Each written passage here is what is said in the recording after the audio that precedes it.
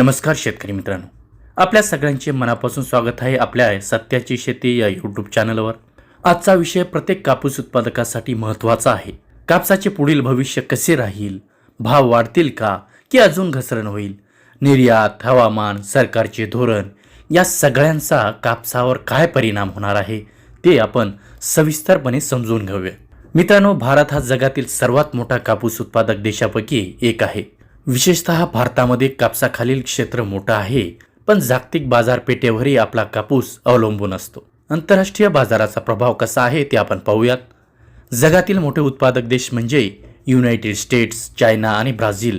जर या देशात उत्पादन जास्त झाले तर जागतिक बाजारात कापूस वाढतो आणि भावावर दबाव येतो। पण जर हवामानामुळे उत्पादन घटले तर भारताच्या कापसाला चांगली संधी मिळू शकते। हवामान बदल झाला तर सर्वात मोठा धोका काय आहे ते आपण पाहूयात। सध्या हवामान अनिश्चित झाले आहे। कधी अतिवृष्टी, कधी दुष्काळ, कधी गुलाबी बोंडअळीचा प्रादुर्भाव।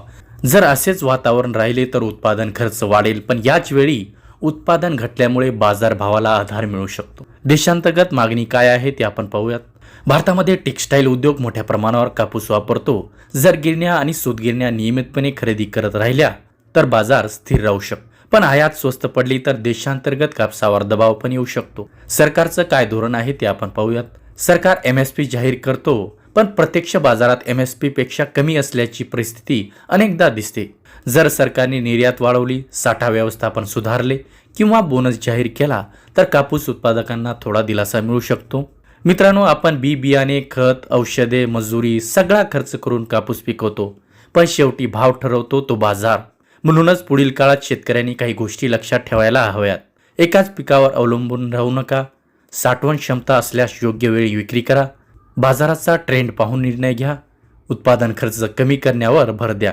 पुढील 1 ते 2 वर्षाचा अंदाज काय आहे ते आपण पाहूयात। जागतिक परिस्थिती स्थिर राहिली तर भाव मध्यम पातळीवर राहू शकतात।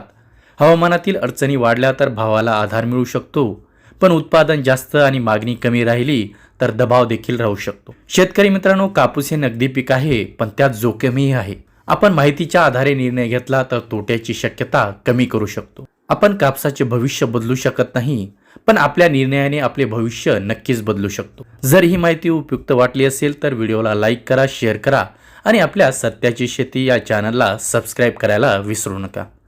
धन्यवाद।